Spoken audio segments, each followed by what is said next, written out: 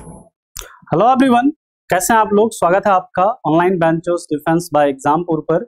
मैं आपका GS mentor ज्ञान प्रकाश झा आपके सामने हाजिर हूं इंपॉर्टेंट फैक्ट्स की क्लास लेकर। और दोस्तों, आज की इस क्लास में हम लोग डिस्कस करेंगे इंडियन कॉन्स्टिट्यूशन के इंपॉर्टेंट पार्ट्स को, क्योंकि यहां से आपके एग्जाम में काफी ज्यादा सवाल बनते हैं और खास करके जो मैच करने वाले सवाल हैं कि किस पार्ट में कौन सा आर्टिकल है, इससे रिलेटेड आपसे सवाल बनता है।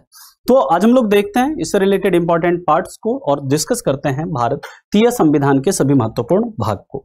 दोस्तों, इससे पहले मैं आप लोगों को इन्फॉर्म कर दूं कि ऑनलाइन बेंचर्स की टीम के द्वारा आप लोगों के लिए कुछ बैचेस लॉन्च किए गए हैं, जिसकी कक्षाएं 1 दिसंबर से स्टार्ट हो चुकी है। आप इन बैचेस से जुड़ सकते हैं। यहाँ पर देख सकते हैं CDS OTA 1 2022 का बैच है ना, जिसकी दोस्तों आप प्राइस देख सकते हैं 2999 है।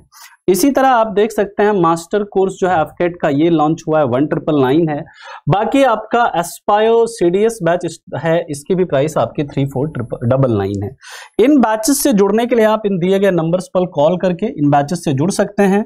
और याद रखिएगा, ये कोड GYN10, इस कोड को यूज करने पर आपको 10% का डिस्काउंट भी मिलेगा। ठीक है, तो चलिए स्टार्ट करते हैं हम लोग आज के इंपॉर्टेंट पार्ट को और सीखते हैं कि कौन से पार्ट में क्या है और कौन से अनुच्छेद उससे रिलेटेड हैं। आपको ये चीज पता होगी कि हमारा जो मूल संविधान था, मूल संविधान यानी कि जब हमारे संविधान लागू हुआ था, कब 26 जनवरी 1950 को, उस समय हमारे संविधान के अंदर 395 आर्टिकल्स थे। आप लोगों को पता होगा उस समय हमारे संविधान के अंदर कितने 395 आर्टिकल अनुच्छेद थे। उसमें दोस्तों 22 भाग थे और अनुसूचियां कितनी थी, 8 थी। लेकिन जो वर्तमान में हमारे संविधान के अंदर लगभग 450 के आसपास आर्टिकल है। भाग कितने हो गए हैं दोस्तों, 25 हो गए हैं। और अनुसूचियां कितनी हो गई है, 12 हो गई है। जो महत्वपूर्ण अनुसूचियां हैं उससे रिलेटेड आपका एक लेक्चर मैंने पहले लिया हुआ है, 15 मिनट का लेक्चर है, वो आप जाकर देख सकते हैं।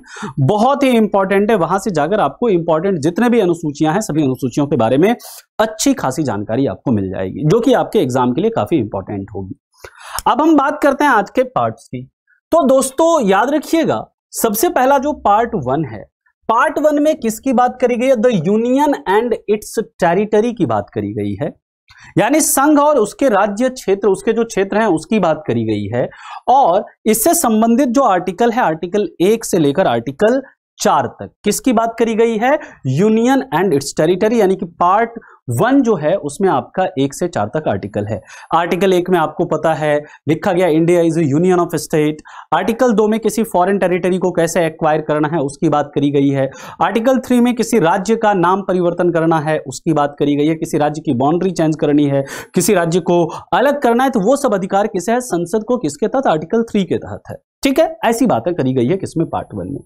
पार्ट 2 की जब बात करते हैं दोस्तों, इसमें क्या है, सिटीजनशिप, नागरिकता। और आपके पता होना चाहिए आपको कि हमारे देश में कैसा सिटीजनशिप है, सिंगल सिटीजनशिप है, जो हमने कहां से, ब्रिटेन से अडॉप्ट करा है। इस पार्ट 2 की जब बात करते हैं तो इसके लिए जो आर्टिकल है वो कहां से कहां तक है दोस्तों, 5 से लेकर 11, 5 से लेकर जो 11 तक आर्टिकल है उसमें बात करी गई है किसकी, सिटीजनशिप यानी नागरिकता की। बहुत इंपॉर्टेंट है। पार्ट 3 ये दोस्तों क्या है, इसमें फंडामेंटल राइट्स यानी मौलिक अधिकार, या जिसे हम मूल अधिकार कहते हैं। हमारे संविधान का जो हमारा जो मूल संविधान था उसमें 7 मौलिक अधिकार हुआ करते थे, लेकिन वर्तमान में जो मौलिक अधिकार हैं वो कितने हैं, 6। क्योंकि आपको पता है जो संपत्ति का अधिकार था उसे 44th कॉन्स्टिट्यूशनल अमेंडमेंट के द्वारा क्या कर दिया गया था, डिलीट कर दिया गया था मौलिक अधिकारों के सूची से, और उसे एक लीगल यानी कि एक विधिक अधिकार बना दिया गया था, याद रखेंगे। और इसके लिए जो आर्टिकल है, आर्टिकल 12 से लेकर आर्टिकल 35, ये बात करता है किसकी, फंडामेंटल राइट्स की। और फंडामेंटल राइट्स को हमने कहां से अडॉप्ट किया, ये हमने अडॉप्ट किया है अमेरिका के संविधान से। आगे आपको ऐसे लेक्चर मिलेंगे सोर्सेस ऑफ इंडियन कॉन्स्टिट्यूशन के ऊपर भी, ऐसे शॉर्ट वीडियोस आपको मिलेंगे। इसी तरह दोस्तों आपको इंपॉर्टेंट कॉन्स्टिट्यूशनल अमेंडमेंट से रिलेटेड शॉर्ट वीडियोस आपको मिलेंगे। ऐसे मैं इंपॉर्टेंट वीडियोस आप लोगों के लिए लाता रहूंगा। तो बिल्कुल आप लोग सभी बच्चे सेशन को शेयर करिएगा, सभी बच्चे सेशन को लाइक भी करेंगे। दोस्तों बात करते हैं इसके बाद पार्ट 4। तो पार्ट 4 में बात करी गई है कि इसकी directive principles of state policy, यानी कि राज्य के नीति निर्देशक तत्वों की। आप एक चीज याद रखिएगा, जो फंडामेंटल राइट्स है वो किसी देश के अंदर कैसे डेमोक्रेसी को प्रमोट करता है, पॉलिटिकल डेमोक्रेसी को प्रमोट करता है। और ये किसे दिए गए हैं फंडामेंटल राइट्स, ये नागरिकों को दिए गए हैं, सिटीजन्स को दिए गए हैं। जबकि directive principles of state policy की बात करते हैं तो ये किसी देश के अंदर सामाजिक और आर्थिक लोकतंत्र की स्थापना में सहायक होता है, यानी कि सोशियो इकोनॉमिक डेमोक्रेसी को प्रमोट करने में यह हेल्प करता है। कौन? डीपीएसपी। और ये किसे दिए गए हैं? ये स्टेट्स को दिए गए हैं, राज्यों को दिए गए हैं, यानी कि जिस पर जो स्टेट्स है वो क्या करती है, अपना कानून बनाती है, अपने लॉ को फॉर्मुलेट करती है। ठीक है, और याद रखिएगा इसमें जो आर्टिकल है वो कहां से लेकर है, आर्टिकल 36 से आर्टिकल 51 तक। और इस बार एक सवाल भी बना था सीडीएस में कि आर्टिकल 50 या फिर जो आपका उसमें लिखा गया था कि separation from judiciary and separation of judiciary and executive, ये किस पार्ट के अंदर वर्णित है? तो पार्ट 4 में आर्टिकल 50 आएगा। तो दोस्तों ये आपका क्या है? डीपीएसपी। आर्टिकल 36 से आर्टिकल 51 लिया कहां से हमने? इसे लिया हमने आयरलैंड से। ठीक है, नेक्स्ट बात करते हैं दोस्तों पार्ट 4A फंडामेंटल ड्यूटीज। और आर्टिकल कौन सा है? Article 51A। याद रखिएगा इस ड्यूटी को जो जोड़ा गया था पार्ट 4A को, इसे 42वें संविधान संशोधन के द्वारा जोड़ा गया था। किसके रिकमेंडेशन पर? तो सरदार स्वर्ण सिंह समिति के रिकमेंडेशन पर, है ना। और आर्टिकल 51A में उस समय कितनी ड्यूटी जोड़ी गई थी? 10 ड्यूटी जोड़ी गई थी। लेकिन वर्तमान में इसमें कितनी ड्यूटीज हैं? 11 ड्यूटीज हैं। जो 11वीं ड्यूटी है, 11वां जो कर्तव्य है कि हर गार्जियन का यह कर्तव्य होगा कि वो अपने 6 से 14 वर्ष के बच्चों को कहां भेजे? स्कूल भेजे, विद्यालय भेजे। ये 11वीं ड्यूटी 86वें संविधान संशोधन 2002 के द्वारा जोड़ी गई थी, याद रखिएगा। और फंडामेंटल ड्यूटीज, इसका कॉन्सेप्ट हमने किस देश से अडॉप्ट किया है? इसका कॉन्सेप्ट हमने लिया है दोस्तों रसिया से, रूस के संविधान से लिया है, याद रखिएगा। इसके बाद दोस्तों आता है द यूनियन। यूनियन यानी कि संघ, है ना। संघ की जब बात करें तो इसके लिए जो आर्टिकल है दोस्तों 52 से लेकर 151 तक है। इसमें क्या क्या आता है यूनियन के अंदर? याद रखिएगा इसके अंदर आ जाता है प्रेसिडेंट, वाइस प्रेसिडेंट, पार्लियामेंट।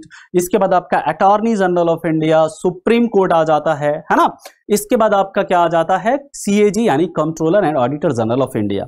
आपको पता है अटॉर्नी जनरल ऑफ इंडिया 76 में है, पार्लियामेंट का गठन 79 के तहत हुआ है, 52 में प्रेसिडेंट है। ये सारी चीजें आपको पता है। आर्टिकल 148 में सीएजी है, आर्टिकल 124 में सुप्रीम कोर्ट है ना। तो यूनियन की बात जो करी गई है ये किसमें? पार्ट 5 में। पार्ट 6 में दोस्तों क्या है? स्टेट्स हैं। स्टेट्स की बात करी गई है और इसके लिए जो आर्टिकल है वो 152 से लेकर 237 तक है। इस चीज को भी आप याद रखिएगा, बहुत ही इंपॉर्टेंट क्या है ये पॉइंट्स हैं, यहां से आपके एग्जाम में सवाल बनते हैं।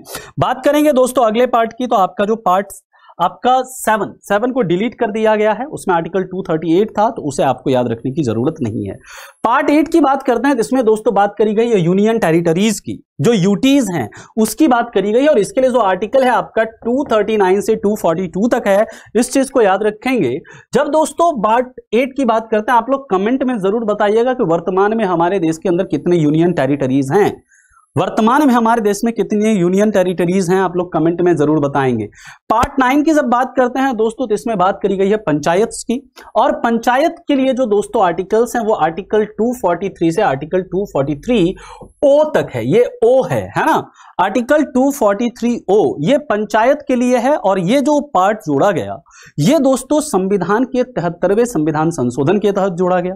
पंचायतों के संगठन की अगर बात करें, ऑर्गेनाइजेशन ऑफ पंचायत की बात करें, तो याद रखिएगा दोस्तों वो किस आर्टिकल में है? वो आर्टिकल 40 में है ना। पंचायतों को कितने कार्य दिए गए? याद रखिएगा पंचायतों को इस मतलब अनुच्छेद के तहत कुल कितने कार्य दिए गए हैं? 29 कार्य दिए गए हैं।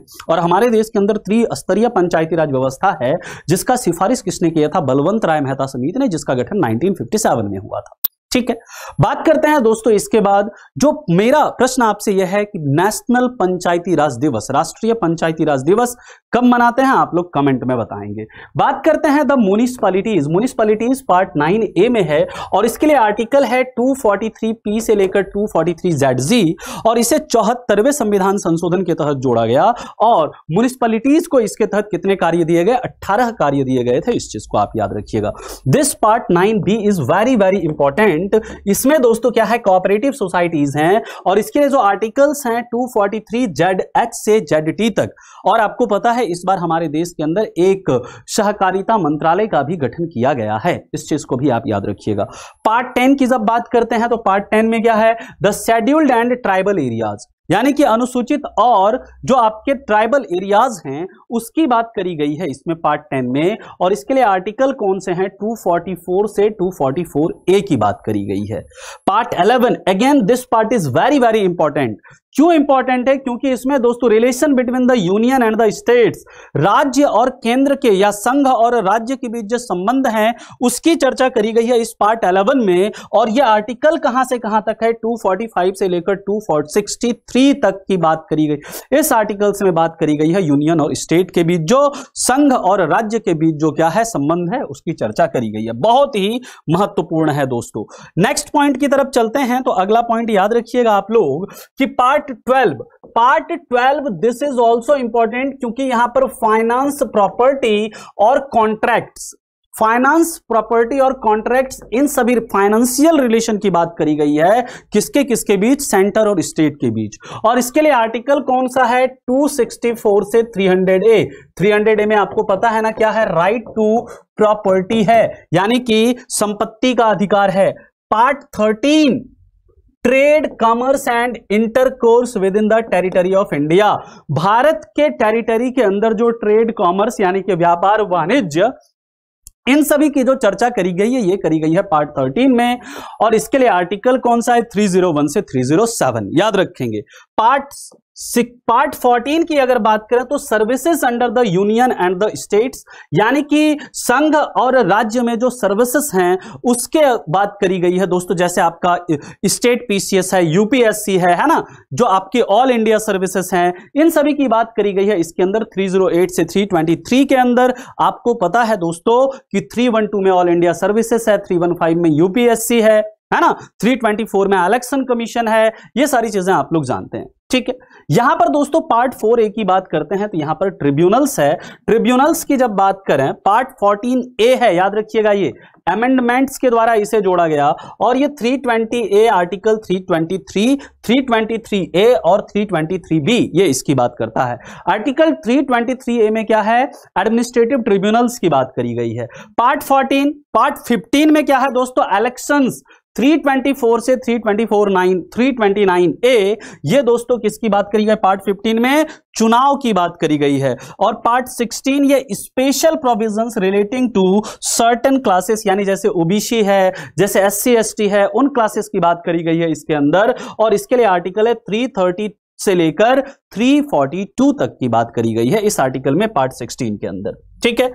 अगले पार्ट की बात करते हैं। 4 पार्ट और हैं, इन पार्ट को आप देख लीजिए, ये इंपॉर्टेंट है। यहां पर दोस्तों पार्ट 17 ऑफिशियल लैंग्वेज, 343 से 351 डिफरेंट प्रोविजंस हैं इसके अंदर। आपको पता है हमारे संविधान में कुल कितनी भाषाएं हैं, 22 क्या है भाषाएं हैं, आपको ये पता है। शेड्यूल कौन सा है, तो 8 है, ये भी आपको बताया था। पार्ट 18 क्या है, इसमें इमरजेंसी प्रोविजंस हैं, 352 से लेकर 360, पता है, नेशनल इमरजेंसी 352, प्रेसिडेंट रूल 356 और 360 क्या फाइनेंशियल इमरजेंसी प्रोविजंस की बात करी गई है, कहां पर, पार्ट 18 के अंदर।